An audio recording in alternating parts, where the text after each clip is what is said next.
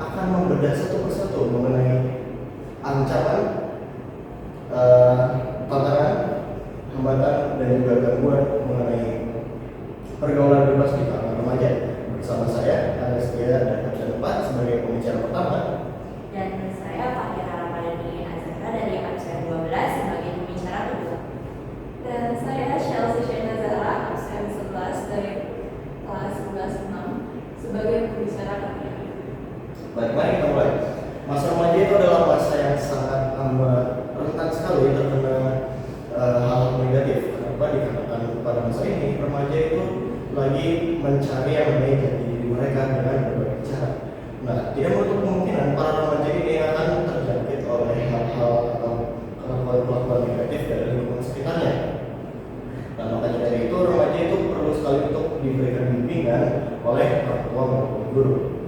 Kali ini kita bakal belajar bersama seorang remaja yang bernama Andi.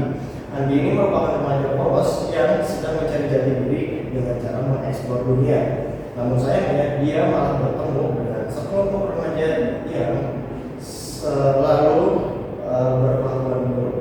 Mari kita bahas satu-satu. Untuk level yang pertama yaitu level ancaman.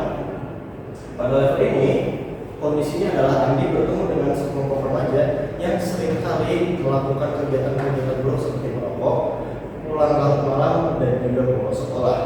Pada masa ini mungkin Andi belum sepenuhnya menerapkan apa yang mereka sedang lakukan. Tapi yang menjadi masalah di sini adalah Andi mulai menormalisasi apa yang mereka lakukan. Apa dikatakan Andi tidak mendapatkan pendidikan ataupun bimbingan dari orang tua maupun gurunya.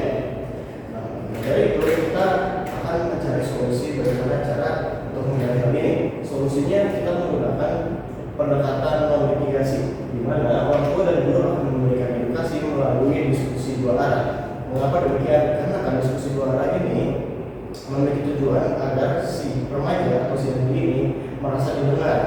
Dikarenakan remaja itu ingin sekali merasa didengar, makanya dilakukanlah diskusi dua arah ini. Sehingga ketika remaja sudah merasa dia didengar, dia akan lebih bisa menerima nasihat dari orang lain.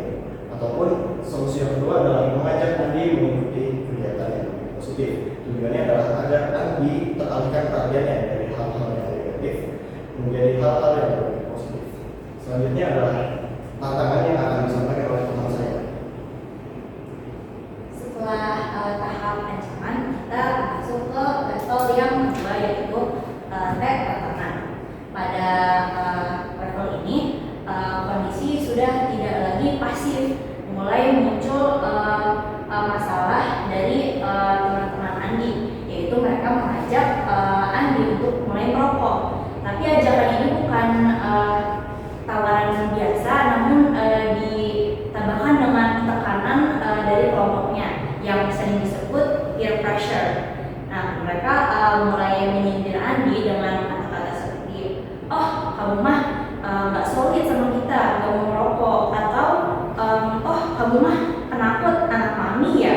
Hal-hal seperti itu memicu Andi yang seorang remaja memiliki emosional yang sangat besar untuk diterima oleh kelompok-kelompoknya. Lalu bagaimana solusi non mitigasi yang kami gunakan pada kondisi ini? Yang pertama, ada guru BK yang melakukan konseling. Guru BK harus menjadi peran yang aktif pada hidup Andi agar Andi dapat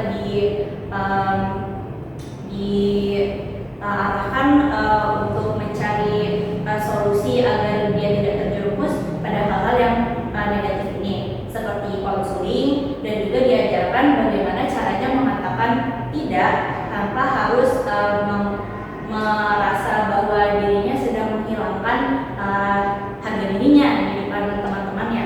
Yang kedua, ada Andi meningkatkan komunikasi dan waktu bersama keluarganya. Pada solusi yang kedua ini, Andi akan meningkatkan quality time dengan keluarganya, karena lingkungan rumah yang dingin bisa membuat seorang anak mencari kehangatan di dunia luar, sekalipun itu tempat yang tidak baik dan penuh dengan orang-orang yang berpotensi menjerumuskan dia kepada pergaulan bebas.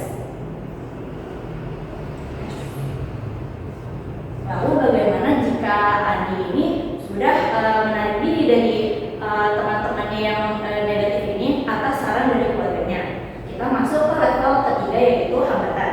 Pada hambatan ini kondisinya kehidupan Andi ini sudah mulai terasa janggal dan tidak normal.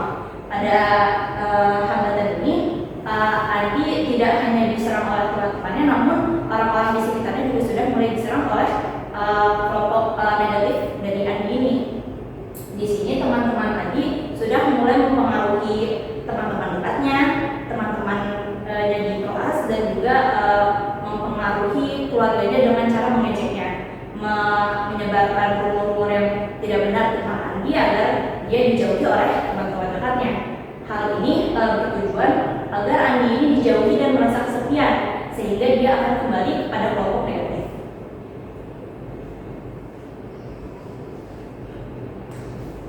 Dari kondisi tersebut, kami melampirkan solusi non litigasi. Ada dua. Yang pertama yaitu penguatan support system. Langkahnya yaitu pihak keluarga berkomunikasi dengan baik dengan pihak sekolah seperti guru BK, lalu wali kelas, dan teman-teman yang masih berpikiran positif kepada Andi. Beri pemahaman kepada mereka bahwa Andi akan berubah dan ingin menjadi lebih baik. Oleh karena itu, minta juga kepada mereka untuk menemani Andi agar Andi tidak merasa sendiri dan tidak merasa dikucilkan. Lalu yang kedua adalah ganti lingkungan jika memungkinkan. Jika lingkungan yang ada, lingkungan rumah atau lingkungan sekolah sudah toksik dan tidak terkendali, jangan ragu untuk memutus hubungan tersebut. Opsinya bisa dengan memindahkan sementara Andi ke kota lain, ke rumah kerabat, dan juga memindahkan sekolah Andi. Dan hadirin sekalian, kita akan masuk ke tahapan yang paling tinggi, level tersusah dan paling mengganggu kehidupan anak, yaitu gangguan. Pada kali ini kondisinya remaja atau Andi terjerumus dalam pergaulan bebas dan kehidupannya mulai kacau. Ini bisa ditunjukkan dengan seperti Andi yang sudah menjadi perokok aktif, setiap hari merokok, lalu pulang dalam keadaan mabuk dan sering keluar malam, lalu nilai akademik turun, serta hubungan dengan orang tua hancur lebur karena Andi sering melawan. Dengan kondisi seperti ini, Andi sudah tidak bisa mengontrol perilaku dirinya sendiri. Oleh karena itu, dengan kondisi seperti ini, kita tidak dapat mengkomunikasikannya secara lembut dan mencari jalan yang santai-santai saja. Kita harus mencari cara yang lebih tegas dan profesional. Oleh karena itu, solusi dari non-litigasinya yang pertama ada mediasi pihak sekolah atau BK. Pihak sekolah tidak boleh langsung mendrop out atau mengeluarkan Andi karena pilihan tersebut akan menghancurkan mental Andi dan menjerumuskan Andi ke jalan yang lebih buruk. Oleh karena itu, pihak sekolah harus menjadi mediator yang baik dengan cara mengawasi semua perilaku Andi selama di sekolah. Dan yang kedua yaitu konseling profesional, seperti Andi dibawa ke psikolog profesional remaja. Kenapa harus ke profesional?